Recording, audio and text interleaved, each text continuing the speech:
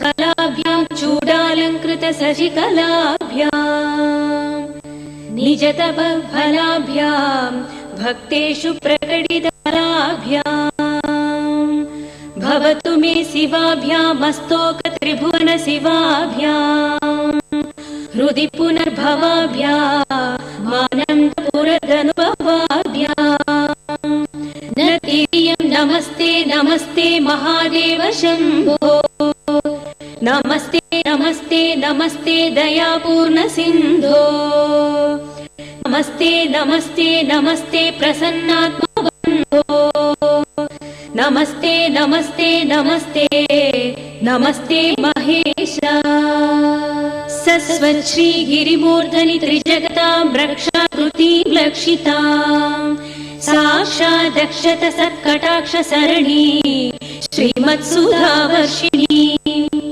सोमातां कितमस्तकां प्रणमतां निस्सीम सम्पत्प्रदां सुश्लोकां हिमगिरीन्द्रस्मितमुखीं पार्वती प्रियां त्वां नमः शम्भो प्रसीद सदया भव भव्यशीले लीलाकरितदैत्कुलापहारे रजनीचलाद्रिनिलये श्रुतिगीतकीर्ते कैलासनाथ दयते तव सुप्रभातम् शम्भो सुरेन्द्रनुत शङ्कर त्रिशूलपाणे चन्द्रावतं शिव सर्वविनाशकाणे गंगाधर क्रतुपते गरुडध्वजाप्ता कैलासनाथ दयते तव सुप्रभातम् विश्वेश विश्वजनसेवित विश्वमूर्ते विश्वंभर त्रिपुर भेदन विश्वयोने फालाक्ष भव्य गुण भोग विभूषणे कैलासनाथ दयते तव सुप्रभातम् कल्याण रूप करुणाकर कालकण्ठा कल्पद्रुम प्रसव पूजित कामदायिं दुर्नीति दैत्य दलिनोद्यत देव देव कैलासनाथ दयते तव सुप्रभातम् गौरी मनोहर गणेश्वर सेविताग्रे गंधर्व यक्ष सुर किन्नर गीत कीर्ते घंटालवं विफणि कुंडल मंडितास्य कैलासनाथ दयते तव सुप्रभातम् नागेन्द्र भूषण निरीहित निर्विकारा निर्माय निश्चल निरर्गल नागभेदिं नारायण प्रिय नदेष्टद निर्मलात्मन् कैलासनाथ दयते तव सुप्रभातम् सृष्टं त्वयैव जगदेकदशेषमीश रक्षा विधिश्च विधिगोचर तावकीनम् संहार शक्तिरपि शङ्कर किं करीते कैलासनाथ दयते तव सुप्रभातम् एकस्त्वमेव बहुधा भवभाषिललोके निःशङ्कतीवशपकेतन काशीनाथा श्रीब्राह्मरी प्रिय सुखाशय लोकनाथा कैलासनाथ दयते तव सुप्रभातम् पाताल गंग जलमज्जन निर्मलांगाः भस्म त्रिपुण्ड समलांकृत फालभागाः गायन्ति देव विभक्त जना भवन्तम् कैलासनाथ दयते तव सुप्रभातम् सारस्वताम्बुयुत भोगवती श्रितायाः ब्रह्मेश विष्णुगिरिचुम्बित कृष्णवेण्याः सोपानमार्गमधिरुह्य भजन्ति भक्ताः कैलासनाथ दयते तव सुप्रभातम् दक्षयज्ञ विध्वंसक श्रीगिरिजापदे भोला शंकर गौरी प्रिय निज भक्त सुलभ व्याघ्रधर्माधर नीलकंठ भस्माधर कैलासनाथ दयते तव सुप्रभातम् भक्तमार्कण्ड प्रिय वरदो भवाः मृत्युञ्जयाय जय शंकरेन्द्र माता विशालाक्षि पते श्री काशीनाथाय नमः कैलासनाथ दयते तव सुप्रभातम् नागाभरणभूषिताय दैत्यकुलान्तक दिव्यमूर्ते हिमशैलशिखराग्रलिङ्गोद्भवकारुण्यमूर्ते नाट्यप्रिय नटराज शिवताण्डवोग्रमूर्ते कैलासनाथ दयते तव सुप्रभातम् गंगा गौरी च मकरन्दरसानुविद्ध ओंकार गीत निनदैः सह सेवनाय निर्यातुपात सरसी कमलोदरेभ्यः कैलासनाथ दयते तव सुप्रभातम् श्रीशङ्करभीष्ट वरदाखिल लोकबन्धो श्रीशिवाय जगदेक दयैक सिन्धो श्रीमुखण्टी भुजङ्ग भूषण भक्त सिन्धो कैलासनाथ दयते तव सुप्रभातम् पार्थाय प्रतिबोधितां भगवता नारायणेन स्वयं व्यासेन ग्रथितां पुराणमुनिना मध्ये महाभारतम्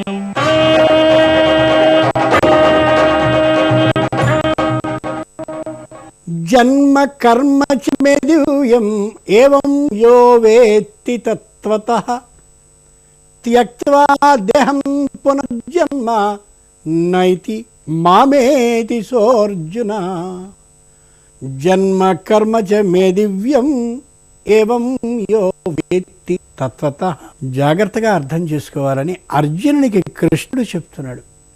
మే నాకు సంబంధించిన దివ్యం, దివంటే స్వర్గం, స్వర్గలోక వాసులైనటువంటి ఆ దేవతలకి మాత్రమే తెలిసిన జన్మ కర్మ చ మే, ఏ జన్మాన్ని ఎత్తుతున్నాను, ఏ జన్మలో ఏ కర్మని చేయబోతున్నాను అనేటటువంటి దాన్ని ఏవం యో వేత్తి తత్వతః, ఈ యథార్థం వాళ్ళకి మాత్రమే దేవతకి తెలిసే ఆ తత్వాన్ని, దానికి సంబంధించిన రహస్యాన్ని, ఆ జన్మ ఎత్తడంలో విశేషం ఏమిటి, ఈ కర్మ చేయడంలో రహస్యం ఏమిటి అనే విశేషాన్ని యహ వేత్తి, ఈ లోకంలో ఉన్నప్పుడు ఎవడైతే వేత్తి తెలుసుకోగలుగుతాడో తత్వతః, పరమేశ్వరునికి సంబంధించిన విశేషంగా తెలుసుకోవాలి.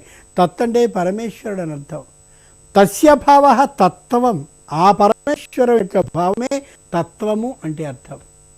ఆ పరమేశ్వర తత్వ విధానాన్ని ఏ అవతారంలో ఏ పనిని చేస్తున్నాడో, ఏ అవతారాన్ని ఎత్తున్నాడో దాన్ని కానీ తెలుసుకోగలిగితే త్యక్త్వా దేహం పునర్జన్మ నైతి, ఎవ్వడూ కూడా ఈ శరీరాన్ని విడిచిపెట్టేస్తాడు, పునర్జన్మ తిరిగి జన్మని న ఏతి పొందనే పొందడు, మాం ఏతి నాలో చేరిపోతాడు, తాను నాలో చేరిపోయి మోక్షానికి వచ్చేస్తాడు అర్జున.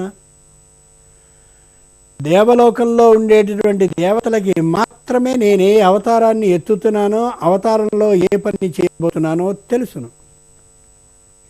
ఆ పరమేశ్వర తత్వ రహస్యాన్ని జాగ్రత్తగా ఈ జన్మలో ఉండి ఎవరైనా తెలుసుకోగలిగితే వాళ్ళకి పునర్జన్మ నా ఏతి, ఇక వాడు పునర్జన్మని పొందాడు, మాం ఏతి నన్ను పొందుతాడు అని చెప్పాడు. తనుహృద్భాషల సఖ్యమున్ శ్రవణమున్ దాసత్వమున్ వందనార్చనముల్ సేవయు ఆత్మలో ఎరుకయున్. ఇది చాలా ముఖ్యం ఈ పద్యంలో. ఆత్మలో ఎరుకయున్, తమ హృదయంలో పరమేశ్వరుడు ఏ జన్మని ఎందుకు ఎత్తుతున్నాడో ఆ యథార్థాన్ని తెలిసినటువంటి మహానుభావులు భీష్ముడు. ఆత్మలో ఎరుకయున్, అలాగే విదురుడు. వీళ్ళిద్దరూ పరమేశ్వరుని యథార్థంగా తత్వరూపంగా తెలుసుకోగలరు. తత్వరూపం అంటే పరమేశ్వరుని యొక్క లక్ష్యము, పరమేశ్వరుని లక్షణము, పరమేశ్వరుని జన్మ, పరమేశ్వరుడు చేసే ప్రతి కర్మ వెనుక ఉండే అంతరార్థాన్ని తెలుసుకోగలిగిన మహానుభావులు అదిగో ఆ ఇద్దరు. ఇటుపక్షంలో అటుపక్షంలో సరే, కౌరవ పక్షంలో ఉండి ఈ తత్వాన్ని తెలుసుకున్న వాళ్ళు వాళ్ళిద్దరే. అటువంటి వాళ్ళు కాబట్టే పునర్జన్మ ఏతి, వాళ్ళకి పునర్జన్మ లేదు, మాం ఏతి తననే చేరగలుగుతారు. ఎంత స్పష్టంగానో కృష్ణుడు చెప్తున్నాడు. మత్స్యావతారాన్ని ఎత్తాడు మహానుభావుడు శ్రీ మహావిష్ణువు. లోకంలో ఎవరైనా ఓ నాటకాన్ని వెయ్యి అని అంటే, ఎవరైనా ప్రార్థిస్తే రాజవేషమైనా వేసేది అని అడుగుతాడు తప్ప బిచ్చగాడి వేషం వేయడానికి ఎవడు ఇష్టపడ్డాడు. ఎందుకని? అన్నిటికంటే పెద్ద వేషం నాకు కావాలి. చేప వేషాన్ని ఎత్తాడా పరమేశ్వరుడు, తాబేలు వేషాన్ని ఎత్తాడా శ్రీ మహావిష్ణువు, ఆది వరాహ రూపాన్ని ఎత్తాడా శ్రీ మహావిష్ణువు. అలాగే అన్ని రూపాలని ఎత్తుతూ వచ్చాడే. అంచేతనే భగవంతుని యొక్క విష్ణు సహస్రనామానికి ఉన్న 1000 నామాల్లో అమాని అని పేరు. అమాని అంటే అభిమానము లేనివాడు అని, మాని అంటే అభిమానం కలిగినవాడు, అమాని అభిమానం లేనివాడని. చేప రూపాన్ని ఎత్తాలి, తాబేలు రూపాన్ని ఎత్తాలి, ఆది వరాహ రూపాన్ని ఎత్తాలి, శూకర రూపాన్ని ఎత్తాలి. అలా అన్నప్పుడు అయ్యో నేను ఈ రూపంలో ఎందుకు ఉండాలి అని అనుకుని ఏమాత్రపు ఆలోచనని పాటించకుండా జన రక్షణ కోసం, లోక రక్షణ కోసం, దుష్ట శిక్షణ కోసం, ధర్మ సంస్థాపన కోసం ఆ రూపాన్ని అలా ఎత్తాడు అంటే కారణం, దీన్ని దేవతలు తెలుసుకోగలరు. దీని యొక్క రహస్యాన్ని తెలుసుకోగలిగిన యోగి పుంగవులు ఉన్నారు. వాళ్ళు ఇక నన్ను చేరుతారు, జన్మంటూ వాళ్ళకు ఉండదని. చేప రూపాన్నే ఎత్తి ఉండకపోతే వేదాల గొప్పదనం మనకి తెలిసేది కాదు. తాబేలు రూపాన్నే ఎత్తకపోతే ఆ సముద్రంలో ఇంత శక్తి దాగి ఉందనే యథార్థం మనకి అర్థం ఉండేది కాదు. ఆ ఆదివరాహ రూపాన్నే ఎత్తకపోతే భూమిలో ఇన్ని వస్తువులు ఉన్నాయనే యథార్థమే తెలియదు, మనం ఉండనే ఉండవు. స్వస్తి.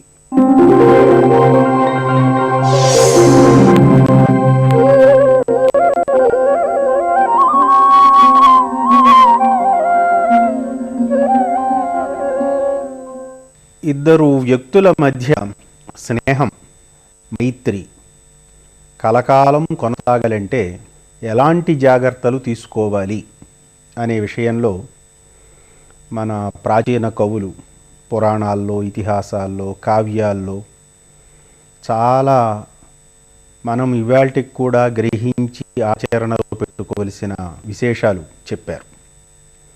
మైత్రి చేసుకోవటం తేలిక, దాన్ని కొనసాగించటం చాలా కష్టం. దానికి ఇద్దరు వ్యక్తులు శ్రమ పడితేనే తప్ప, కొనసాగించుకోవాలి ఈ మైత్రిని మనం అనుకుంటేనే తప్ప అది కొనసాగదు. అలా చెప్పిన వాటిల్లో కొన్నింటిని మీ చెవిని వేస్తాను ఈ పూట. మిత్రుడే కదా అని నా ఇష్టం వచ్చినట్టు నేను మాట్లాడితే కొంతకాలం భరిస్తాడు. ఏదో ఒక సమయంలో అతని మనస్సు నొచ్చుకుని, ఏమిటి ఇంత చనువుగా, ఇంత మనస్సు నొచ్చుకునేటట్టుగా మాట్లాడుతున్నాడు అని నా మీద ఏదో ఒక క్షణాన అతనికి ఒక భావం ఏర్పడుతుంది. ఇంకప్పటి నుంచి ముభావంగా ఉంటాడు. అది రాను రాను స్నేహం తెగతెంపులకి దారితీస్తుంది. అందుకని ఏమన్నారంటే, ఎంత అత్యంత ఆత్మీయ మిత్రుడైనా సరే అతనితో మాట్లాడేటప్పుడు కొంచెం జాగ్రత్తగానే ఉండాలి. ఏం మాట్లాడకూడదో చెప్పారు. లజ్జతే చ సుహృద్యేన ఖిద్యతే దుర్మనా భవేత్ వక్తవ్యం న తథా కించిత్ వినోదేపి చ ధీమతా. వినోదేపి చ ఏదో పరిహాసం కోసమో వేళాంకోళం కోసమో అయినా కూడా, లజ్జతే చ సుహృద్యేన, మనం ఏ మాట అంటే వాడు సిగ్గుపడతాడో ఆ మాట నలుగురిలోనూ ఉండగా మనం చట్టుకుని అనేయకూడదు. అంటే మిత్రుడు సిగ్గుపడేటట్టుగా మనం మాట్లాడకూడదు. ఖిద్యతే, నొచ్చుకుంటాడు, లోపల లోపల బాధపడతాడు. దుర్మనా భవేత్, మానసికంగా కొంచెం వైకల్యం పొందుతాడు, ఆందోళన చెందుతాడు. అలాంటి మాటలు కూడా అనకూడదట. వక్తవ్యం న తథా కించిత్ వినోదేపి చ ధీమత. వాడు మొహం చిట్లుకుంటే ఏదో సరదా కన్నాను రా, పెద్దగా పట్టించుకోకు అని వాడి భుజం తట్టి మనం ఏదో గలగలా నవ్వేసేస్తే తాత్కాలికంగా అప్పటికి అతను ఊరుకోవచ్చు, కానీ అది అతని మనస్సులో నాటుకుంటుంది. క్రమక్రమంగా అది పెరిగి పెరిగి గోడ బీటలు వారినట్టుగా స్నేహం చిట్లిపోతుంది. కాబట్టి ఎంత అత్యంత ఆత్మీయ మిత్రులైనా కూడా మాట్లాడుకునే విషయంలో మేరమేరకుండా ఉండటం స్నేహాన్ని కలకాలం కొనసాగించుకోవటానికి ఒక ఉపాయం అన్నారు. అలాగే ఆత్మీయ మిత్రుడు కదా అని 100కి 100 పాళ్ళు విశ్వసించేసి నీ రహస్యాలు అన్నీ అతనికి తెలియజెప్పేయటం కూడా తెలివైన పని కాదు అన్నారు. ఇది చాలా వింతగా కనపడుతుంది. నిజానికి ఆత్మీయ మిత్రులు అంటే దాపరికాలు ఉండకూడదు. కానీ ఎంత ఆత్మీయ మిత్రుడైనా సరే కొన్ని విషయాలు దాచుకోవలసిందే అంట. న విశ్వసేత్తు అవిశ్వస్తం. సరే, నమ్మకూడని వాడిని నమ్మకూడదు, ఇది ఎవరూ జాగ్రత్త పడే విషయమే, అందరూ జాగ్రత్త పడేది. న విశ్వసేద్ అవిశ్వస్తం న మిత్రంచాతి విశ్వసేత్తు. మిత్రుణ్ణి కూడా నా అతి విశ్వసేత్, ముమ్మూర్తులను నమ్మేసి అన్నీ చెప్పేసుకోకూడదు. ఎందుకట? కదాచిత్ కుపితం మిత్రం సర్వదోషం ప్రకాశయేత్. ఎప్పుడో స్నేహం చెడిపోయిన వేళ లేదా మన మీద కోపం వచ్చిన వేళ ఆ మిత్రుడు మన రహస్యాలన్నీ డబ్బా వేస్తాడు, అందరికీ తెలియజెప్పేస్తాడు. అంచేత ఎంత ఆత్మీయ మిత్రుడి దగ్గరైనా సరే దాచుకోవలసినవి దాచుకోవలసిందే, పంచుకోవలసిందే, జాగ్రత్త పడండి అన్నారు. వెనకటికి మహర్షుల్లాంటి కవులు చెప్పిన మాట ఇది. మే అమృతవర్షిణి ప్రణామం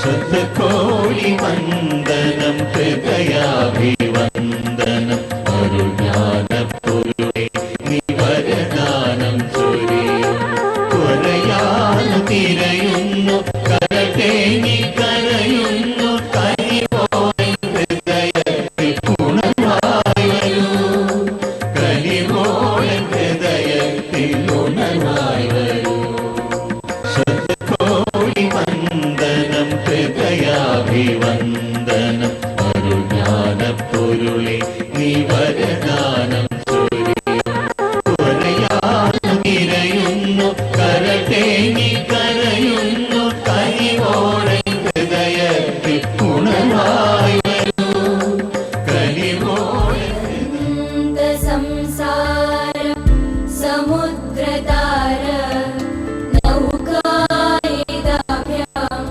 गुरुभक्तिदाभ्यां वैराग्यसाम्राज्यद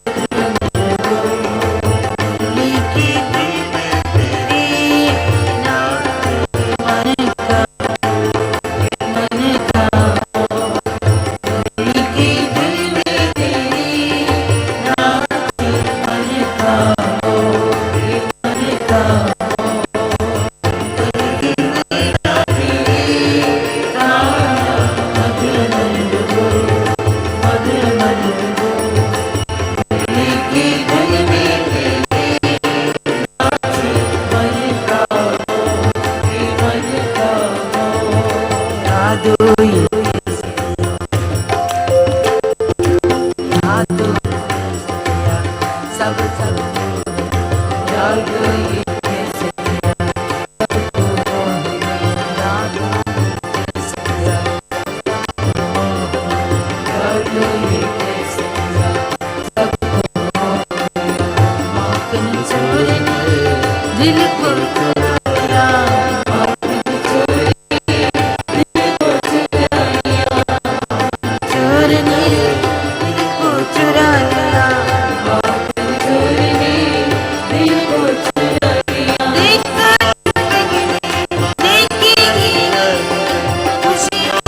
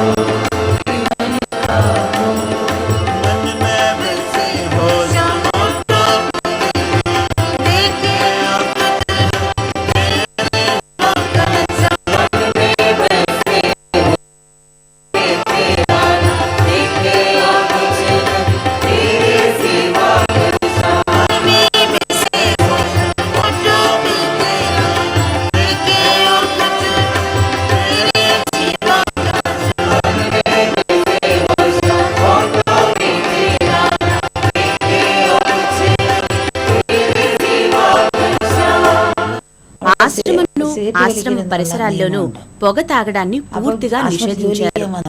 ఒకసారి ఇద్దరు వ్యక్తులు తోట పని చేయడానికి వచ్చారు. వారిద్దరికి పొగ తాగే అలవాటు ఉంది. వారిద్దరూ ఇలా మాట్లాడుకుంటున్నారు, ఇక్కడ పని చేస్తున్నంత కాలం మనం పొగ తాగకపోతేనే బాగుంటుందేమో, పొగ తాగడం మానేయాలనే విషయాన్ని రేపు గురువు గారిని అడిగి తెలుసుకుందాం. గురువు గారిని కలిసి వచ్చిన తర్వాత మొదటి వ్యక్తి రెండో వ్యక్తిని ఇలా అడుగుతున్నాడు, అసలు నువ్వెందుకు పొగ తాగుతున్నావు? రెండో వ్యక్తి ఏమో పొగ తాగేందుకు నా గురువు గారు అనుమతిచ్చారని చెప్పాడు. అప్పుడు మొదటి వ్యక్తి, అదేంటి గురువు గారు పొగ తాగేందుకు నాకు అనుమతి ఎందుకు ఇవ్వలేదు అని ఆశ్చర్యపోయాడు. అప్పుడు రెండో వ్యక్తి, గురువు గారిని నువ్వు సరైన ప్రశ్న అడగాల్సి ఉండింది. అసలు నువ్వు ఏమని అడిగావు? ప్రార్థన చేసే సమయంలో పొగ తాగొచ్చా అని అడిగాను. అందుకు గురువు గారు లేదు అని సమాధానం చెప్పారు. మరి నువ్వేం అడిగా? మొదటి వ్యక్తిని ప్రశ్నించాడు రెండో వ్యక్తి. పొగ తాగుతున్న సమయంలో ప్రార్థన చెయ్యొచ్చా గురువు గారు అని అడిగాను. అందుకు ఆయన నిర్భీతరంగా చెయ్యొచ్చని సమాధానం ఇచ్చారని మొదటి వ్యక్తి బదిలించాడు. రెండో వ్యక్తి ప్రార్థన చేస్తున్న సమయంలో పొగ తాగొచ్చా అని అడిగితే సమాధానం వద్దు అని వచ్చింది. అదే మొదటి వ్యక్తి పొగ తాగుతున్న సమయంలో ప్రార్థన చెయ్యొచ్చా అని అడిగితే సమాధానం సానుకూలంగా వచ్చింది. బాగా గమనించండి, ఇద్దరు అడిగింది ఒకే విషయం అయినా అడిగిన తీరుని బట్టి ఒకరికి ప్రతికూలంగా మరొకరికి సానుకూలంగా సమాధానం వచ్చింది. మనం ప్రశ్నించే తీర్పు కూడా ఓ పద్ధతి. రెండో వ్యక్తి ఎప్పుడూ ప్రార్థన చేయడని గురువు గారికి తెలుసు. అందుకే కనీసం పొగ తాగే సమయంలోనైనా ప్రార్థన చేయమని అనుమతించారు. నిజానికి వారిద్దరూ కూడా వారి తప్పుల్ని సరిదిద్దుకునేందుకు సరైన మార్గంలో గురువు గారిని సంప్రదించలేదు. పైగా వారి తప్పుల్ని కప్పిపుచ్చుకునేందుకు ప్రయత్నించారు. మనం పలికే ప్రతి పదం ప్రతి మాటను మనం విచక్షణ జ్ఞానంతో వాడాలి. ఎవరికైతే జ్ఞానాన్ని సంపాదించాలనే కోరిక బలంగా ఉంటుందో వారి గురువు గారి మాటల్ని సరైన విధంగా అర్థం చేసుకోగలుగుతారు.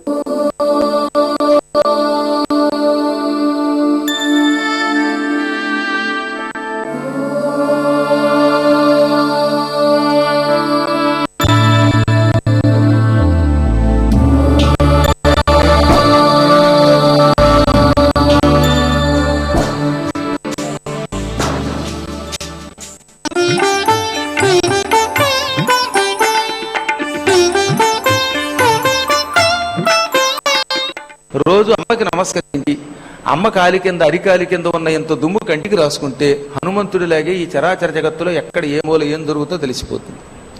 మాతృ పాద రస్సుకి ఎంత శక్తి ఉన్నదో బ్రహ్మాండ పురాణంలో చిట్ట చివరి అధ్యాయాలు 4 వరసగా చెప్పారు. అందులో నిషిద్ధ కార్యక్రమం చేసిన వాడు కూడా, శాస్త్రాలు ఈ పని చెయ్యదని చెప్పాయి కదా, ఆ పని చేసిన వాడు కూడా తల్లి దగ్గరికి వెళ్ళి, కన్న తల్లి దగ్గరికి వెళ్ళి భక్తితో నమస్కరించి ఆవిడ పాదధూళి కాస్త కంటికి రాసుకుంటే, అంటే వాళ్ళు కళ్ళు తెరిచి రాసుకోకూడదట, అలా రాసుకుంటే కళ్ళు పోయే ప్రమాదం ఉంది. అందుకని కళ్ళు మూసుకుని ఇలా రాసుకుంటే వాడికి శాస్త్ర నిషిద్ధ కర్మల వల్ల వచ్చే పాపం తొలగిపోతుంది. అంత గొప్పది మాతృపాద ధూళి. అందుకే అది శిరోధార్యం, చక్షుర్ధార్యం అని చెప్పారు. హనుమంతుడు అటువంటి వాడు. అటువంటి హనుమంతుణ్ణి గురించి తెలుసుకోవాలని చాలా కాలం క్రితం మొట్టమొదటి బాగా భావించిన వాడు పరాశర మహర్షి. వేదవ్యాసుడి కన్న తండ్రి ఆయన. వ్యాసం వశిష్ఠ నప్తారం శక్తే పౌత్రమకల్మషం పరాశరాత్మజం వందే సుఖతాతం తపోనిధిం. రోజు ఇంచుమించుగా విష్ణు సహస్రనామ పారాయణ చేసే వాళ్ళందరూ ఈ శ్లోకం పారాయణ చేస్తూనే ఉంటారు. నిజానికి ఈ శ్లోకం రాసింది వ్యాసుడు కాదు, వాళ్ళ నాన్నగారు రాశారు. కొడుక్కి నమస్కారం చేయని తండ్రి ఎవరైనా ఈ సృష్టిలో ఉన్నారా అంటే ఒక్క పరాశరుడు. ఎందుకంటే కొడుకు అటువంటి వాడు కనుక. వ్యాసం, వ్యాసుని గురించి నమస్కరిస్తున్నాను. ఆయన ఎటువంటి వాడు? వశిష్ఠ నప్తారం. నప్తృ శబ్దానికి ముని మనుమడు అని అర్థం. వశిష్ఠునికి ముని మనుమడు. శక్తేహ పౌత్రం, శక్తేహ శక్తి యొక్క పౌత్రం మనుమడు. కొడుకుని పౌత్రుడు అంటారు. పుత్రుడి యొక్క పుత్రుడు పౌత్రుడు. శక్తికి మనుమడు.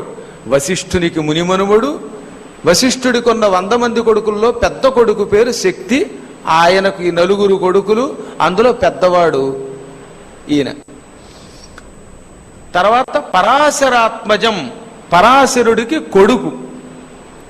సుఖతాతం, సుకునికి తండ్రి. తాత అంటే తండ్రి అని అర్థం సంస్కృత శబ్దంలో తాత. తెలుగులో తాత అంటే మళ్ళీ తండ్రి యొక్క తండ్రి లేదా తల్లి యొక్క తండ్రి. కానీ సంస్కృతంలో తాత అంటే తండ్రి అని అర్థం. వరుసగా సుకుడికి తండ్రి, పరాశరుడికి కొడుకు, శక్తికి మనుమడు, వశిష్ఠుడికి మునిమనుమడు. అటువంటి వ్యాసుని గురించి నమస్కరిస్తున్నాను అని ఈ శ్లోకానికి అర్థం.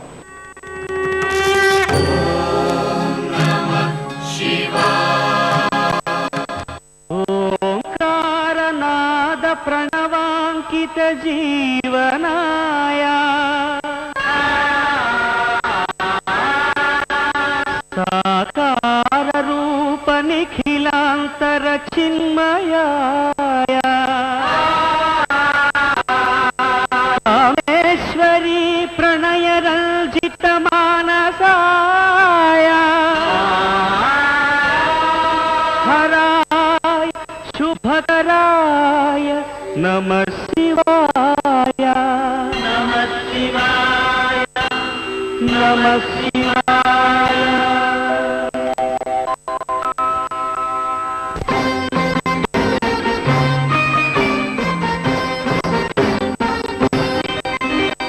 నమో నమో తాండవ కేళీలోలా